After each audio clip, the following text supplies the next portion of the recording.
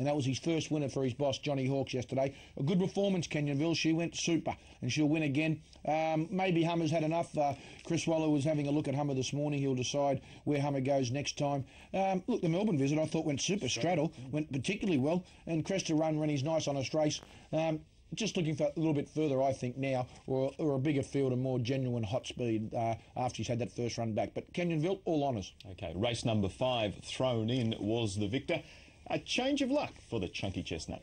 He's got Cloudy Gaze in front. China Jade goes up to second now, crossing in one off the rail. Behind them is No Name for Lady on the outside of Head 'em Up. The favourite Gallant Tess is sharing fifth with Daiichi. Coupolet's on the outside of them, and then came Litterin thrown in. Further back was Dorothy Evelyn, and back last of all is Intershea. It's Cloudy Gaze just in front of China Jade as they swing for home. No Name for Lady next. Gallant Tess on the outside. He's still sitting quietly on the top weight, and further back was Coupolet as they draw to the 300 now, and Cloudy Gaze in front. He shakes up Gallant Tess, the favourite, to go after it, and it's starting to run on strongly, getting a rails run back on the inside. There is Daiichi and thrown in. Gallant Tess takes the lead with 100 metres to go. Thrown in is diving through on the inside. Thrown in hit the front, and Thrown in won it. Thrown in has beaten Gallant Tess and Daiichi, and then came Leader for Tipped on top, that one thrown in by the man sitting to my right over the favourite Gallant Tess, and Daiichi there into third place, the second of the treble for Blake Shin.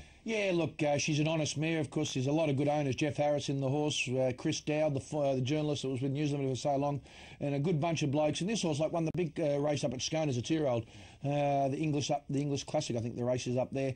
And a gun ride for Blake Shin. The gap wasn't big, it was only narrow, but he pushed her through. And she's been running on without luckless. And a lot of people have tagged her as a non-winner. I just think, no matter how good you are, if you get back and they don't go hard, well, you can't win, no matter how good you are. Blake Shin rode this filly for luck. Gallant Tess, given every possible hope by Nashua Willa, just might be looking for that tad further, particularly with 59. It was a great effort. Don't forget the winner had 53, 6.5 kilo pull. And Daiichi, back onto a dry ground now with the Chris Wallace stable. That was only Daiichi's third run for Chris, and the previous two had been on a heavy and a slow track. Got to a good track today and went a lot better. It'll win a race, whether it be Saturday or midweek in the coming weeks. Don't worry about that, Daiichi. I thought it was a good performance, but thrown in, a deserved winner. Race number 6, Montana Sunset, and Blake Shin brings up the treble, and it was a very competitive race, this, the Classics. It's Keen Commander, the firmer in the ring, taking over 600 to go. Crossed over and led from Century Serb. Ricky Zars on the outside, 3 wide. 2 lengths to Montana Sunset. And then came Canary Islands November Flight, 5 ways in the centre from Oakland Lad and Bex, and then Timeless Spirit. It's Keen Commander in front with Century Serb moving out after it quickly. Montana Sunset going back to the rail from Canary Islands, and 5 ways is starting to pick up some ground. Keen Commander is joined by Century Serb on the outside. Montana Sunset up on the rail. 5 ways is still making ground down the outside. It's Montana Sunset going through to take the lead. 75 to go. Montana Sunset wins it. Montana Sunset wins it from 5 ways. Got up for second. Keen Commander third. Yes, Blake Shin bringing up the treble there. Gay Waterhouse back in town, and everything starts to work again for that stable. Rich, in fact, it was a Quinella there with 5 ways. Yeah, I think Gay still health's improving. It'll be great to see her back at the track. I think next week they say she might well be back, and we need her back. She's one of the highlights of Australian racing. The punters love her, and they love hearing from her. And the stable's going really good. And look, the run of Montana Sunset, she got the perfect spot, a great ride. Barriers make races, as Blake Shin said yesterday. He was able to bounce her out, get her in the right spot. 5 ways, I thought Nashua Willa rode it a treat, got it to settle, which gives another string to its bow. I thought a couple of unlucky runners, perhaps. Real Strike in the green cap back in behind them. That is in the Noel Mayfield Smith stable. Alan Chow, if he gets to the outside and gets wound up, I'll tell you what, it would have been interesting. When he switched back there, the others had all had momentum up. He had to get going. He hits the line particularly well. I think he's in for a big spring. He's a nice horse, this horse, Real Strike. He'll win plenty of races. And November Flight, I think you picked that out, Frank. She went particularly well. Was it tough? A lot tougher grade for her. And what about? I've got to give Denise McGrath a rap. I gave her a rap yesterday. What about Keen Commander? 3 starts ago, I was winning a Class 1 midweek. Yesterday, running third in that good class race after drawing an outside barrier and after doing a power of work. I think she's going to train plenty more winners, Denise McGrath. Her horses look a treat every time they come out. More winners on the way also for Mitchell Beedman here, bringing up his double on this particular Saturday. 15 months without a win for Fillets. Oh, that was all about to end. Allenby's Mate is running fifth from Vegas Showgirl. Newton's Rings midfield on the inside of leading bid. And then Krazelberg followed by on the inside Z Action. Sumac, the favourite, is a mile back, giving these leaders 10 or 12 from Magic Marvo. And Exonite is last of all. Gorgonite is the leader. Slipped away now and opened up about 2 lengths on Geiger on. Fillets on the inside of Stable Talk. Vegas Showgirl is next from Allenby's Mate. And then Newton's Rings taken to the centre of the track. The leader is Gorgonite. Geiger on is next. Fillets is looking for Rails Run. Stable Talk and Newton's Rings, but Fillets got that inside run and sprinted to the lead. It's Fillets in front down towards the 200. Newton's Rings and Stable Talk are out after it from Geiger on and Vegas Showgirl. Fillets is still going well with 100 to go. They're not going to peg him back, and Fillets is going to win the last. Fillets beat Stable Talk. Allenby's Mate got up for third. Then Vegas Showgirl, followed in by Newton. Mitch Beedman doing it again for his boss there, John Hawkes, and that was a treble for the Hawke stable over Stable Talk and Allenby's Mate, the last one there at Rosehill, race number 8. Yeah, good ride. A big difference. See, Fillets was stepping up in distance. It was most generous sides. I know I had it on top. Mark Sheen tipped in the early mails as a special. Most unlucky to start previously behind Recapitalised when covered a stack of ground. That was 1,300 metres. He stepped up to 1,500 yesterday, and he just began brilliantly for Mitchell, and he put him into a gun spot. The leader hung Gorgonite. Mitchell Beeman, I was at this stage yelling out, just stick to the fence here, son. Push it through. And as he starts to push, the other horse runs away, and the gap even opens up. A winning double for Mitchell went super. Fillets, I don't think he had much trouble with the 1,500. Newton's Rings loomed up to win. Just the big weight told its story. I thought Vegas Showgirl went well. And what about this other horse? The Melbourne horse, Allenby's Mate.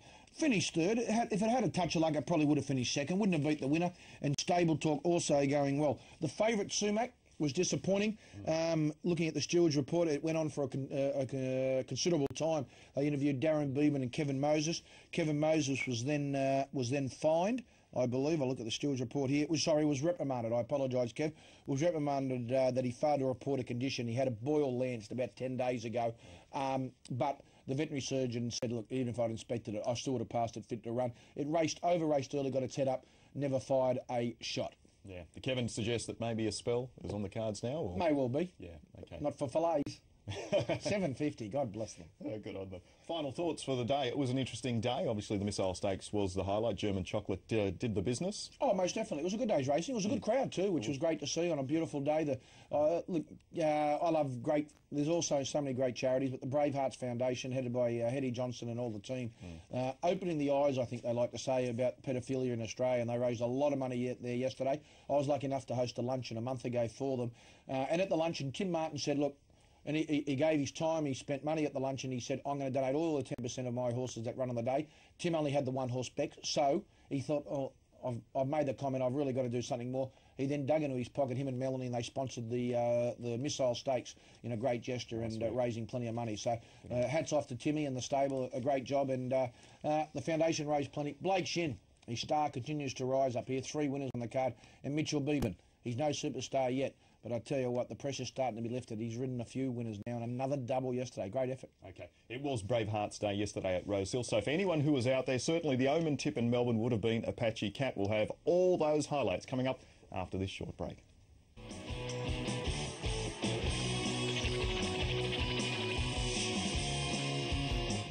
For the best trials of the past fortnight, tune in to Trials in Focus. We're going to have a look at the performance of the winner, Punked. He's an on-pace galloper in this trial that once let loose really extends for quite an easy victory. Punked has got a canter in, 4 or 5 in front of Centre Lower, Hasty Appeal. Punked, pretty smart horse this, wins with the ears up. With Mark Sheen and Adam Olsanski. Heat number 17 now, and was certainly taken with the trial of Krona here, and he wins this heat very impressively. Krona a little bit more rain, and away it goes now, Krona. It's 2-3 lengths in front, and Krona wins it well. It's the perfect guide to future winners. We're going to have a look at the performance of a horse who's stuck towards the inside in Street Fighter. He finishes third, and he races back in the early stages in the blue colours. It's all Street Fighter. It will absolutely bolt in. Street Fighter scores by 6 lengths. Trials in Focus, only on TVN.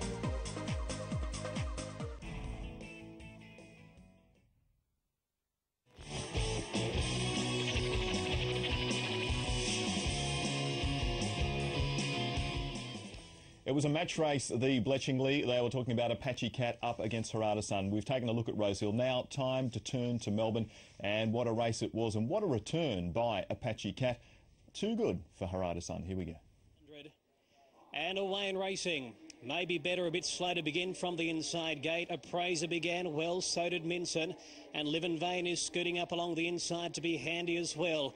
They settle down clearly in front of Apache Cat, close up fourth, and then followed by Honor Lee. Harada Sun is second last, and Maybe Better is two away, but it's Appraiser. And she leads by a length and a half on Live in Vain, going keenly. Minson strides up to be a closer second, then Apache Cat in clear galloping room. On its back is Oliver with Harada Sun. Now he stakes out three wide. Back on the inside is Honor Lee, and 3 lengths last of all is Maybe Better. They work down towards the home corner. Apache Cat's now out. He's making his move on the outside of Minson. Appraiser still has the lead. 4 wide is Harada Sun. Honor Lee's trying to push out. Live in Vain's back on the inside in traffic, and Maybe Better is last. Here's the Apache.